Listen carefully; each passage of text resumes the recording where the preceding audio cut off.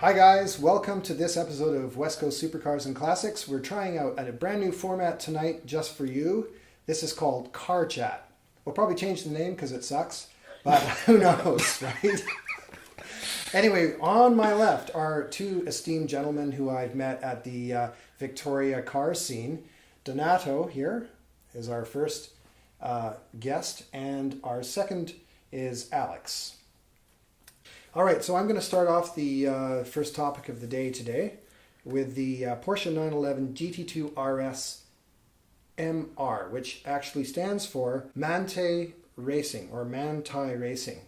It's a German company, and they modify the 911 line. The reason I wanted to mention this car is not only is the 911 GT2 RS an absolutely astounding piece of kit.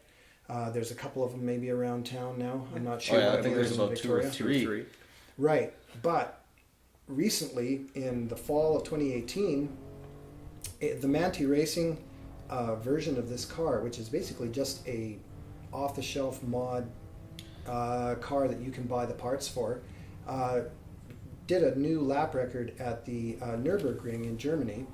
And we're talking about a 6-minute and 40-second lap. So to put that in perspective, yes, it's not exactly a full production car because it has been modified. Still. Yeah, but let me just list off the other cars. You probably know the ones that... I think it was the Huracan Performante, wasn't it? Yeah, the Performante's up there. Performante was the first one of the kind of production cars, modern production cars in 2017. That did I think it was a 652, and then that was followed by the GT2 RS, the production car at 647.25, and then the Aventador SVJ just beat that at 644.97. That's right. So that was the next one. Yeah. Okay. I didn't know that one. As far as production cars, yeah.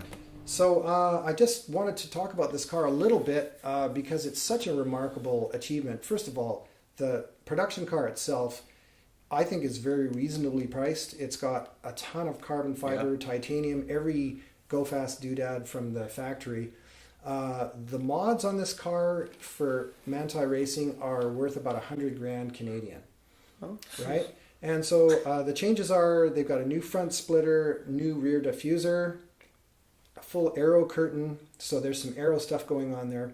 Okay. Apparently the rear wing is different. It's got some mods to it. The rear deck has been strengthened, and there's some different mounts and stuff like that.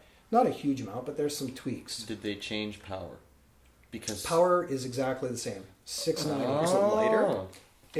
Not that I know of. I think it's probably got a little bit better aero. I do remember watching the Chris Harris video on that, and it just smoked. I think it actually smoked the lap record that the GT2 RS, the base car, did at whatever track he was. I know. Yeah.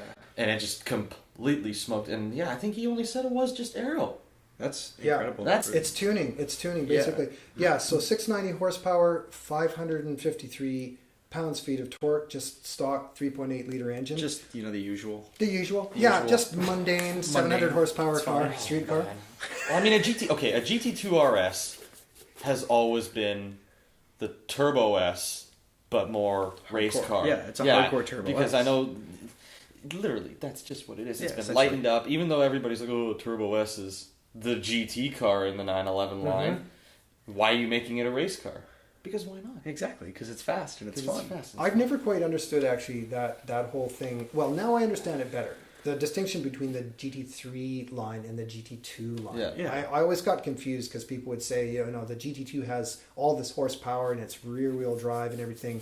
But you know what? The GT2 is faster on a track or whatever. It is. It's not anymore. Well, the GT3 RS doesn't have as much power, right? Obviously. But it's just so much lighter. And It's so lighter. much more capable and just... I don't know. Yeah, so it's kind of a, you can have your cake and eat it too, right? I mean, you have your Godzilla type car. I shouldn't use that term because it's reserved for the Nissan GTR. But, you've got this monster car. And the GT3 RS itself leaves nothing. No. There's no stone left unturned in terms of making the best track day car that there is, and right? they somehow made a better one. Yes. So here we are. The last GT2 RS, I think it was a 997. It was. Just that car was scary. Yeah. It was...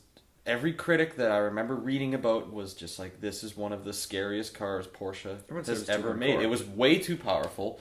It was way too uncontrollable, even though modern Porsches are not what, the old predecessors. It's relative, right? Exactly. Yeah. But just, it was scary. And this one, I think they've managed to tame... I mean, yes, it's got a ton more power, but I think they've managed to tame it just a tiny bit. I can't comment on that because I haven't driven either of those cars properly on a track. I've never driven the new the GT2, so I couldn't say whether they're insane or not. Like I do have just sold a 911 Turbo, which was a 996, and that's 4-wheel drive. So that's like, it's a fun, fast car, but it's a pussycat to drive.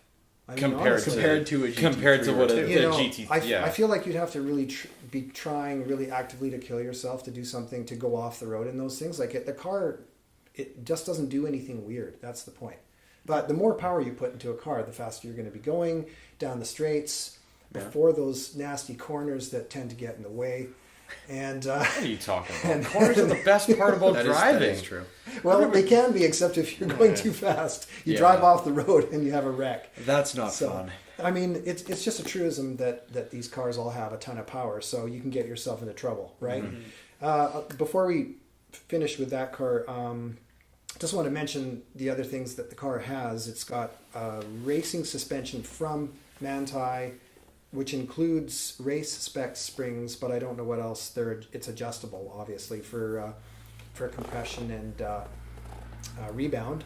And it's got, interestingly, different brake pads and stainless steel brake lines. And apparently that was for improved pedal response. Yeah, well, and that's a huge part of race cars. And you can buy this kit for your Porsche as well, for your new GT2. I'll do that when I get home. Yeah. So there you have it. That's the Manthey Racing, and go look at Chris Harris driving it. It's really cool. Oh, that was one of his best videos. Yeah. For sure. Oh man, it was good. It was fun. Yeah. All right, so let's go on to the next topic. What you got? Who's next? Oh, go for it. Okay, Ferrari's new F8 Tributo. As much as I like it, we have to talk about exclusivity now. Because do I have a tab for this in the browser? Do. Let me have a look here. I need to get a picture. It's a front-facing. We're going to show you folks a picture now, but I need to look at it too. Let's see. Ah, yes. All right. So it's their new mid-engine Berlinetta. However, they've taken the same motor that the 488 Pista, the previous car, has. Now this is where the exclusivity thing comes in. The 488 GTB was the twin turbo, the one that replaced the 458. Everybody freaked out. Ooh, it's turbocharged. Okay, fair, but lose noise, more power. That doesn't matter. The fact is now, when the Pista came out, it was what everybody was like, this is what the 488 should have been when it was brand new at the time. And I think the Pista's got 715 horsepower. Don't remember torque rating. But that was the exclusive engine of the time, and it was meant for the Pista. It was meant for the more track, hardcore version of it. The new F8 Tributo literally steals that drivetrain, and that annoys me. Yeah. That annoys me because you have taken the exclusivity away from a car that, I mean, you know how Ferrari's track hardcore cars work, right? Yeah. We're talking like, you try and get one. Oh, the VIP program. Yeah. Yeah. It's similar to that almost. You try and buy one, they're all sold out. Exactly. Right? So you're taking away an exclusive engine, and I think that's stupid. I really don't like that. So the F8 Tributo has 715 horsepower. It's literally the exact same drivetrain. I don't understand the point behind that. What else about it is... How is it different from the 488, though? Not by much. It's mostly just the same car. It's the same the basics as the 488, just with the Pista's engine. I mean, the body's completely different. But I don't understand why they took an exclusive motor and made it into a car that basically anybody with money can buy. Right? So is the Tributo supposed to be a different product for a different customer, do you think? I don't know how Ferrari's placing it. Ferrari, in the market. that's the problem with Ferrari is that they've always had their, I'm not going to say base model, right? They've always had their range topping car, and then they've had a car on top of that. And for the last, I think it's been since the 355, they've always had a more track ready version of the car. So yeah, I don't remember what the 355 version was, something like that. Yeah. Well, then they had the 360. They had the Challenge series. Yeah, they had the 360 Challenge Stradale. They had the 430 Scuderia, the 458 Speciale, and the F12 TDF, which is the first of the Grand Touring kind. Yeah. Actually, no, it wasn't. The 599 GTO was. Oh, yes. But and now the 488 Pista. Yeah. And all of those have had exclusive engines. None of them have been used in any other car. Right. Like the 360. Yes, it's still a 3.6 liter V6, but it's more powerful. It's got more stuff. Yeah. It was never put in any other 360 other than the 360 Challenge. That's true. Do you know what the price point of this one's going to be? This was starting about $325,000. No, Canadian. $325. That's really cheap. So they've just shot up in price in the last few years. Oh, well, no, I was just at the Ferrari Vancouver showroom, and their 488 was stickering out at $350, I think. Yeah. A little under $360, something like that. So yeah, I was wondering how this car was going to be placed, One of the coolest things, though, I think, about the F8 Tributo, and that's why it's got that name in it, is the fact that it is tributing a bunch of their past cars, right? You look at the glass that's covering the engine, you notice it, you start looking at it, you think, that looks familiar. You go look up an F40. Oh, I understand what it looks like. It's got the little slits in the glass. I like that. That's kind of cool. Like that's cool. The interior looks really nice, actually. It's kind of a modern, fresh update. Well, yeah, the 488's interior was it was a 458 interior. Yeah, essentially. Which has been around since 2009, and it's just outdated. Technology was just completely outdated at the time, right? So it's really nice. It does. So they finally have changed it. Still clean.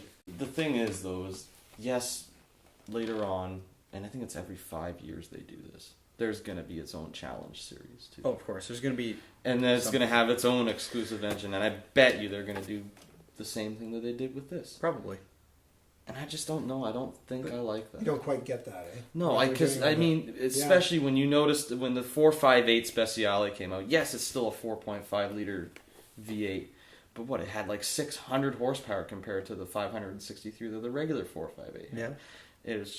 It was a much more race-ready engine. It revved higher just a tiny bit, but still, it was an exclusive engine. Stop taking the exclusivity away. Right. Yeah. Well, automotive exclusivity is not really what it used to be, because when Lamborghini said the SVJ, the Aventador, they said it was going to be an extremely exclusive car. They're making 850 of them. I know. Well, how many Aventadors did they say they were going to make originally? Wasn't it? It was ridiculous. They weren't going to make that many. It was supposed to be a limited production run. Oh, was it? The original Aventador was supposed to be a limited production run. 100. No, it was more than that. It was like 1,000 cars or something like that. And now the sales have just obviously shot. Yeah. Completely. Yeah, and then they said, okay, well, fine, we'll keep going, right? Kind of sucks in a way, because if you're a smaller manufacturer and you've got a limited production run, you cost everything out. Yeah. And then you realize, oh my God, we could sell 3 times that many cars at that price. Well, the thing is... your board is sitting there going, you have to do this, right? The thing is, the thing about Lamborghini, though, is they got Audi at their back, right? Now. They've had Audi at their back for almost 15, 16 years or more. But that's what's saving them. It's politics. It's true, but it's hard to turn away that many customers that are looking for something. I get it. There's a lot of exclusive models out there that you can barely get your hands on. And think about Bugatti. Bugatti only made 450 Veyrons or something like that, with the SSs included in that. Yeah, I think with the SSs and the Vitesses and all of that, I believe it's 450. And the thing is, though, you walk down like a certain street in a certain city where there's a lot of money. You see like 2 Veyrons. Yeah, it scares you. Right. It's the same with Paganis. The Huayra, there's only 100 of them. Yeah. You go on Instagram and you see them everywhere. You're like, are you sure there's only 100 of them? It seems like way more. It doesn't seem. They get like a lot that. of exposure. they're in the most exclusive spots. They right? are. Monte Carlo and Yeah. Dubai or whatever. Right? Yeah. Car. All right, so Ferrari, you've heard it here from Donato. Don't do that again, please. Please. And don't if you do do happen that. to have a spare one of those around, I might try it out just as a pity gesture, you know, the Tributo. Okay, so you never know. I wouldn't turn it down. I would never turn it down if I was given one of those. You wouldn't even say that ever again. No, you wouldn't. You'd shut up. No, I would shut up. I would shut up immediately. But still, like, just. Anyways, I'm going to stop now. All right, next topic. Cool. Alex, So you're up. it's something that will make you gonna- very unhappy.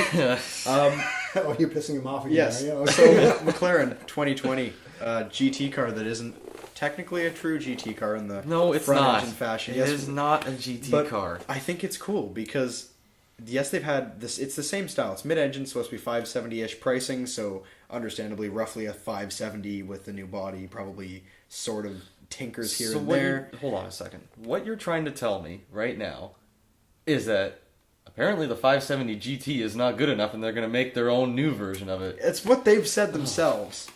And in the pictures, it does look. It's slightly different, and they've kind of changed the headlights from the more of the droopy kind of end accents, and they've kind of gone for more slick, and it's substantially smaller. Okay. Yeah, it's supposed to be it's supposed to be smaller, narrower track, just kind of overall a smaller Okay, car. hold on a second. But they're calling it a GT. That's the problem. Yeah. Here's my argument to this. McLaren has never built a proper GT No, they haven't. car. I won't even argue that they haven't. Literally, they have their competition right. In GT car segment right now? What is their competition? They're shooting for Portofino. A Ferrari Portofino. That's what they're. Okay, so that is front engine, rear wheel drive. It's a GT car. And It's an actual it happens GT to car. have a folding roof. Yes. I think they're missing the point on the folding. I mean, yes, okay, you can make a Berlinetta with a folding roof. We've seen that with 458 and 488 Spiders, and the 12C. Yeah. I think was the first one with that too. Yeah. I think they need to do a little bit of homework about British GT cars. Aston Martin, take a little Bentley, look at- Rolls Royce. take a look at Where other- are the engines placed in all of those? The other end of the car. Exactly. I don't think it's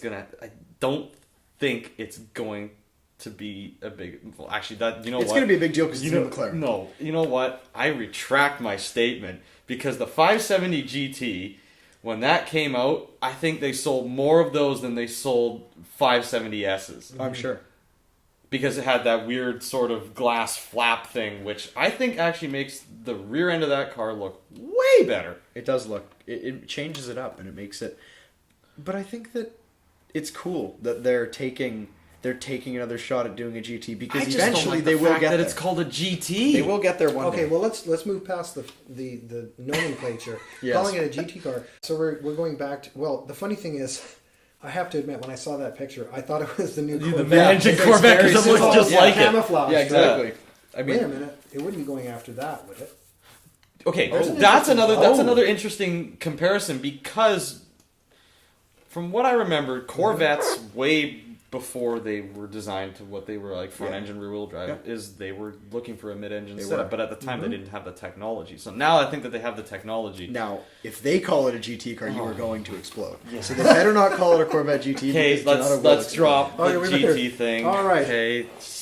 Well, we're 2 for 2 in terms of annoying Donato. So let's see, where are we at get now? over there again. We got Pista, we got an Aston Martin. Who wants to talk about what's up next? Do you want to go for another Ferrari?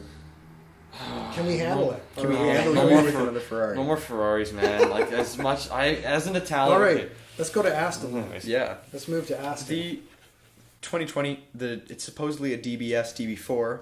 It's a Vanquish. The that's the production car that you can get those now.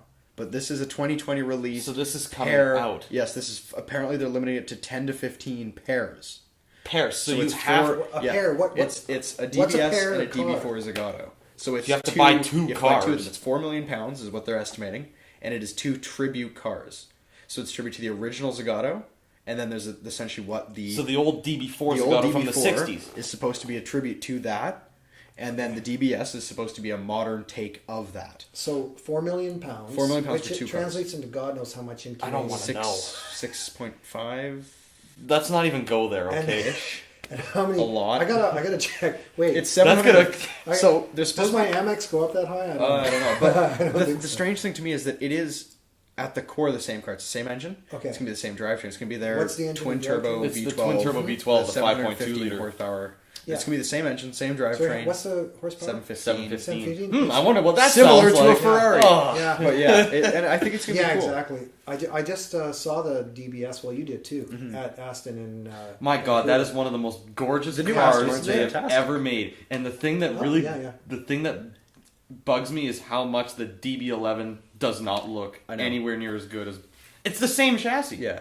Yeah. It's literally the same. Well, I mean, obviously some suspension components are completely different, but why does the DBS look so good when the DB11 could have looked that good? It's a style I remember thing. It's a when, taste, you know? yeah, I remember when the DB11 first came out that I wasn't sure about it. I was kind of on and off about the looks, but now with the new Astons, they're all just incredible. That DB. Yeah, They are some of agree. the best I agree. looking two-door cars made. If I and were it's- to buy, Yeah. if I had the money to buy if I had the money to buy a British GT car, it would immediately be that DBS Super Limited. of course, It is just, it's just beautiful. It's freaking gorgeous. Anyways, I walked by the Aston dealer in Vancouver and I saw the new lineup of cars there, and I had to walk in right away. I was just going like, "Whoa, they've really done a great job." I was Did they super have a impressed. DBS in there? The I'm DBS. sure they did. Superleggera. Funny story. Yeah. I was in Vancouver, I think, 2 weeks before you were, and I was talking to one of the sales guys there because we were talking about the Vantage that he had in there.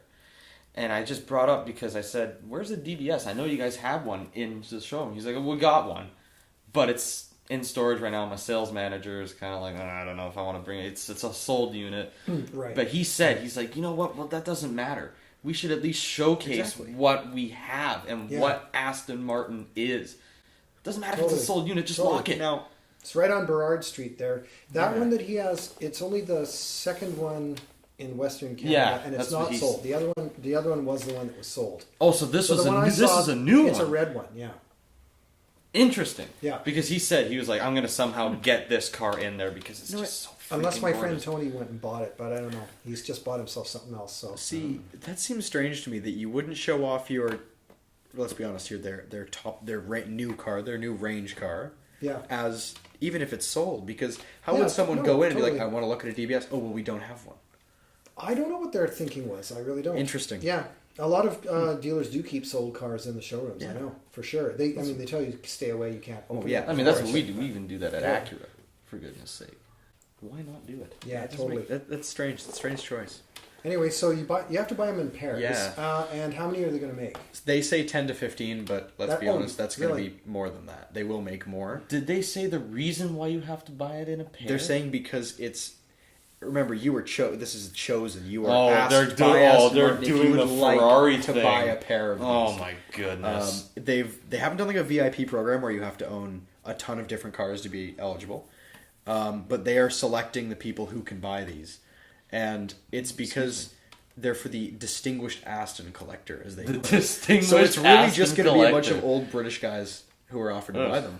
But yeah, I guess guys who have a collection of cars and who can drop $6 or $8 million to buy a pair of these tribute cars. Okay, Zagato has the money. done very, very awesome bodywork on the past few Aston Martins, like the Vanquish, which is the one I'm arguing. I'm thinking what it is, but this is apparently new that I've never heard of. But the Vanquish Zagato, which happens to be a shooting brake, that thing is gorgeous. It's beautiful.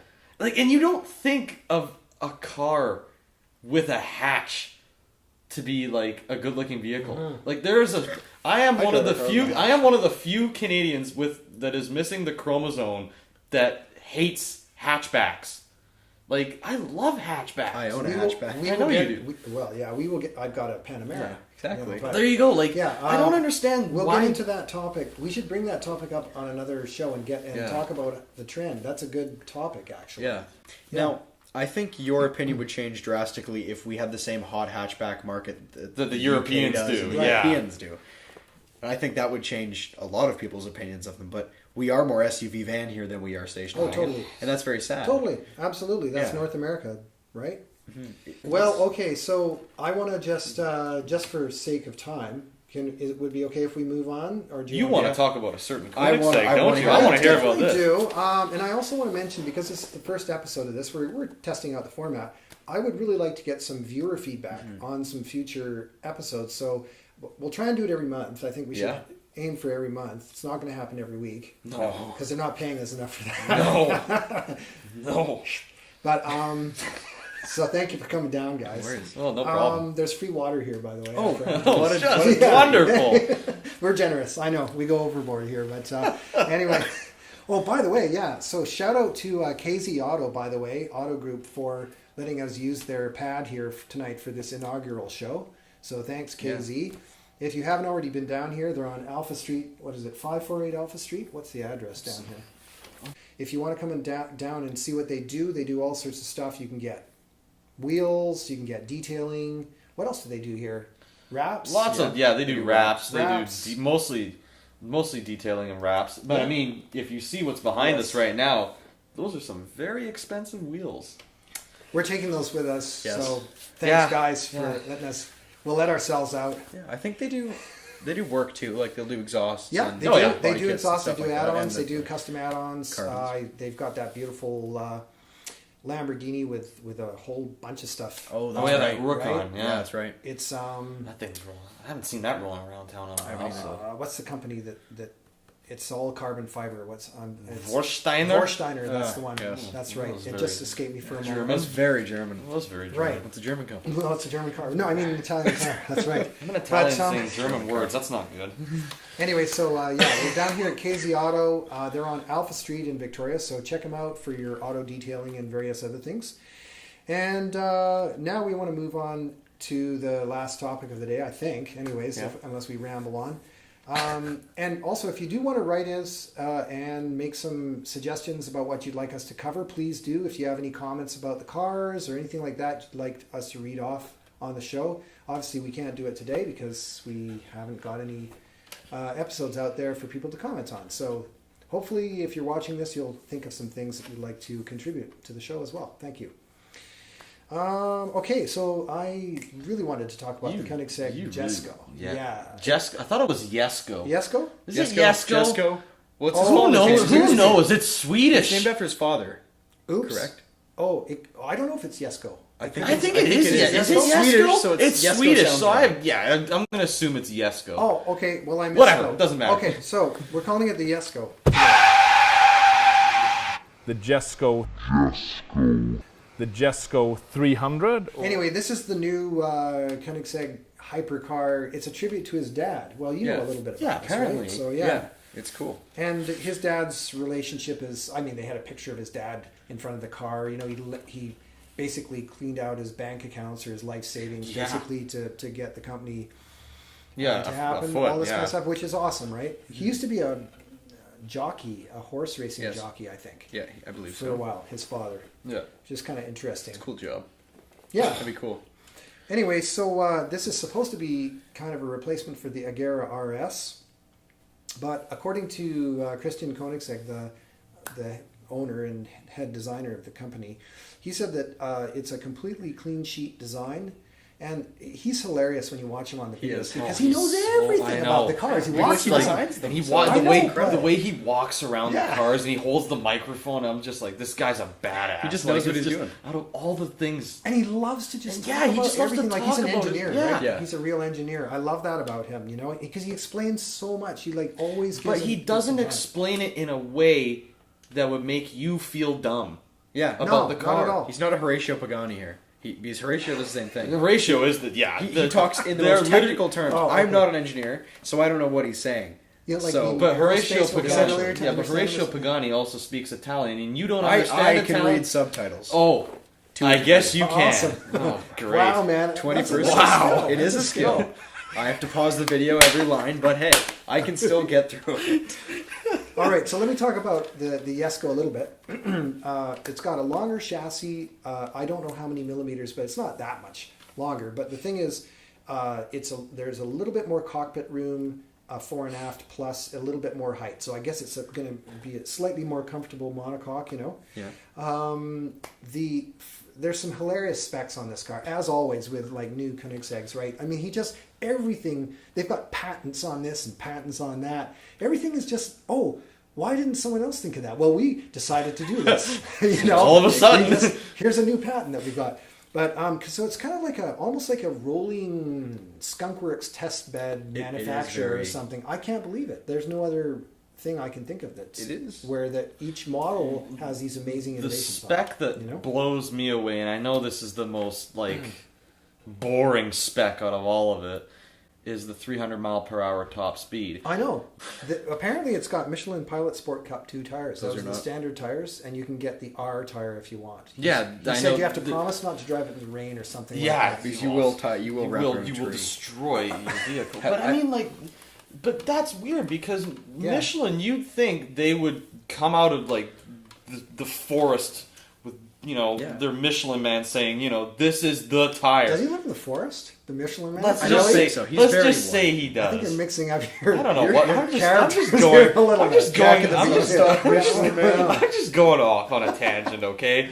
I'm just thinking, why would an inflated rubber person live in the forest? Anyways, you think he'd just come out of whatever thing, and this is the tire that can, withstand 300 plus miles per hour. Yeah. But I haven't heard anything about that yet. And usually I'm the kind of guy that goes on the internet, literally 300 miles. Yeah, come on, is there something that can finally top this? Yeah. All right. Well, that remains. So that's what blows me. That's gonna blow me away about the Jesko if it actually tops it. Okay, I want to give some more spec on this thing. Okay, horsepower, you probably know. I actually don't. 1600. Oh, that's fast. 1600. That's enough. 1600 at 8500 RPM. What does it rev to? It's making 1100 foot-pounds of torque or pounds-feet of torque on E85 gas. E85. Oh, okay. So it's not on pump gas, right? No, if you're on 91 RON, it makes, I think, 1280 horsepower. Okay. So a little less than quite a bit less, right? But a lot less. Yeah, I know. Most Bugattis weigh more than most mountains. That's true. Well, here's another thing about the weight savings on this thing too. Ceramic coated pistons, which are the hardest coating in any automotive. Silicon carbide. Right, and guess what? That's cool. On the picture of it, I'll show you guys on this video here. It's got the Koenigsegg emblem on the piston embossed in. That's Okay, awesome. Of course. Your company is extra when you put the little ghost emblem on the piston of the just in case, right? The thing that the thing that the customer is probably never going to see when they take the car apart. Oh yeah. I hope they have their pressure on their tires on the door. Mm-hmm. Where it says the inflation, it says normal operating speeds, 0 to 400 kilometers an hour. And it says whatever the PSI is. And then it says excessive speed, 400 to whatever the top speed of the Agera S is. And it says you got to put it up like a PSI or something. So it's that, but it says I would love to see that. Normal operating speed, 0 to 400 kilometers an hour. I'm like, they have fun with it. And I think that's what makes Koenigsegg so cool. Yeah, it's kind of like ludicrous mode in your Teslas or something. Jeez. By the way, 300 miles an hour is 480 kilometers an hour. I looked it up because I was trying to wrap my mind around what that meant in Canada. Fast. I may have allegedly got a speeding ticket recently for doing in a 50 zone, and that's approximately 400 kilometers faster than I was going. So anyway, we're in this sort of loop of what's going to be next. Well, it's the hypercar echelon for people who do actually have. Excuse me. I think the money. The Jesko is going to cost almost $3 million US dollars a pop. So for people like that, I guess it makes sense. I don't know. There's there's bragging rights in that for sure. But that's I understand. Are you going to use it? No, probably not. Unless no. you take it out to an airstrip and you do your half mile. But what can you right? On an airstrip, even certain airstrip? What in a car like that? Yeah. What's the highest speed you can probably do? Maybe 260. Yeah. Kilometers per hour. There was also the SSC Ultimate Aero was before the Veyron. That was faster than the F1. Yeah, but that wasn't a production car. They made enough of them to make. That was not a production car. They made 52, which is enough to make it a production car as far as Guinness World Records is concerned. Okay, I'm going to get back to some more spec on this thing. So it does not have the camless free valve heads. What had that? The Regera had the Regera, that. right? Oh yeah. So it has cams, and they're supplied by a Formula One of course, supplier. Yeah. It's got 3 fuel injectors per cylinder, of course. Yeah. And for the first time, they've got individual in-cylinder pressure sensors for each cylinder. Oh, I heard about that. Which is really cool. So they can do more precise monitoring of the cool. engine conditions and so on, right? Like the exact conditions that are going on in each piston. Just think about what you're trying to do when you're trying to squeeze that extra power out of the engine, right? Without it blowing up. That is cool. Etc.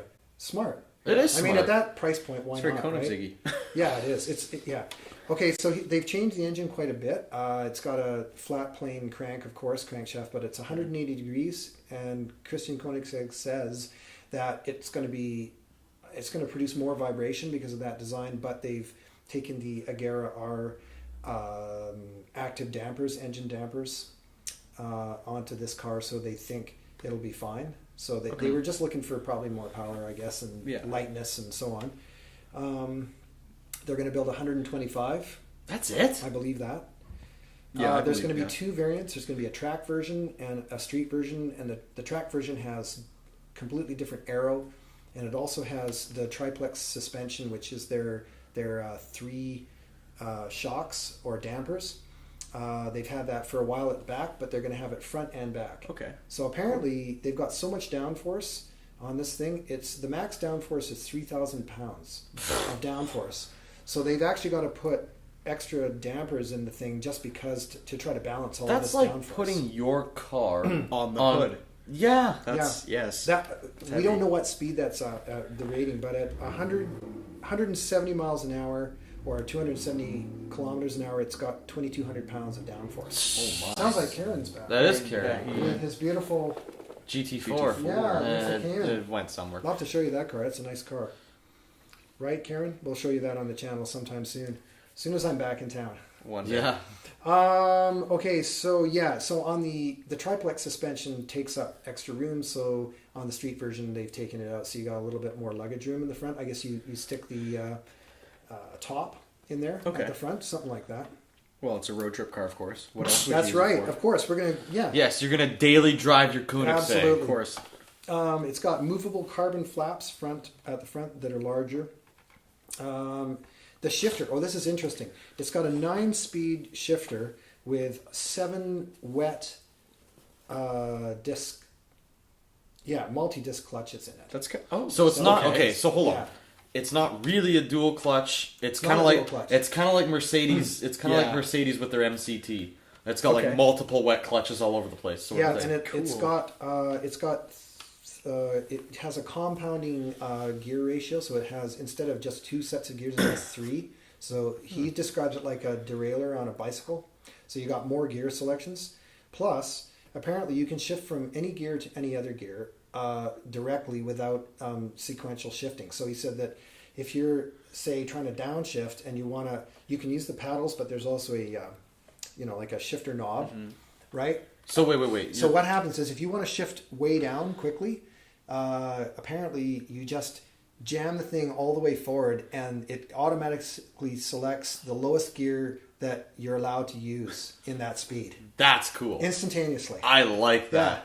Actually, the 2018 Impreza has something very similar. Oh, I know this is yes. No, okay. When I had my car in for warranty work, I got a 2018 Impreza base model with paddle shifters because wasn't it a CVT? It was, but it did let you go to the lowest possible gear whenever you shifted down. My car lets me go to the lowest possible gear when you shift down. It's called putting your foot to the floor. Well, exactly. Okay, but it's strange to think that if you're in 5 and you stop, it'll just put it into 1. Or it'll put it into whatever it's able to. But not while you're driving, though. That's the thing. If you're going and you're slowing down, you can still do that. It will go to the lowest it'll let you. It'll show you on the dash. Okay. It'll say 5, and then it'll have a number on this side, number on this side. Okay. So say what you can go up to, what you can go down to. So I mean, it's I very see. similar. You need to remember that a CVT isn't really. It's not really a transmission, but it's a transmission, but it's not really. It's not a geared transmission. Same idea. Okay. Right. Anyways, that's just. Well, dumb. anyway, so that I mean, as usual, it's got a ton of really interesting engineering features, and one of the reasons I wanted to talk about the Koenigsegg is because I really think he's like the modern day version of like Enzo Ferrari. He is. He's just like he so totally cool. is. He's innovating. Except he's not a jerk like Enzo Ferrari. Well, I didn't know Enzo personally. I didn't. I didn't either, but as an Italian, I've heard stories. It's all in the family, right? Oh, totally. But you know, yeah, he seems like a really nice guy too. That's really interesting. But of course, they don't have a racing program. No, that's another distinction from other, you know. I mean, there's such a small.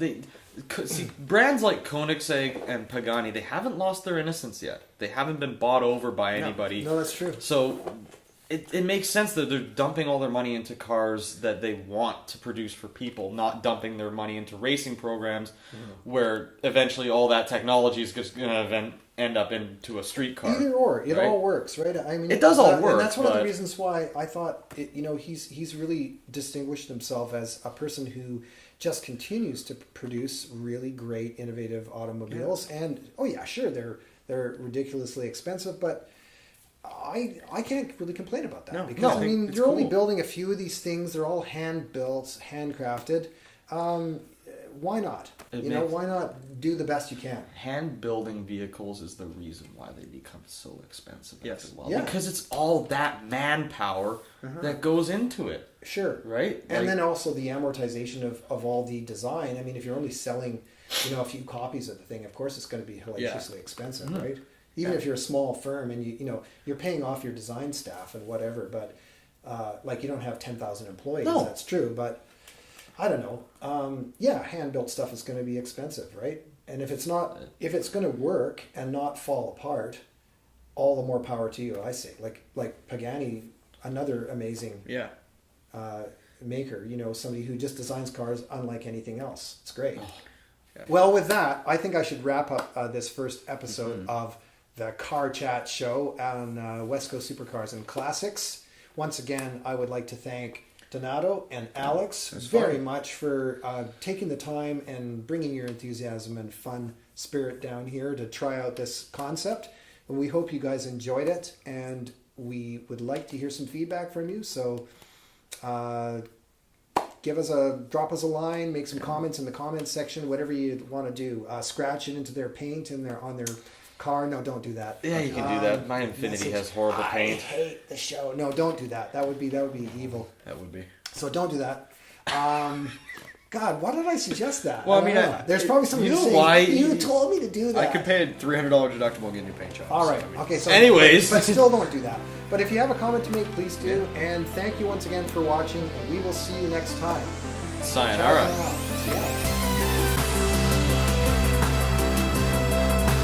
Rambling. That was a ramble. Rambling is rambling.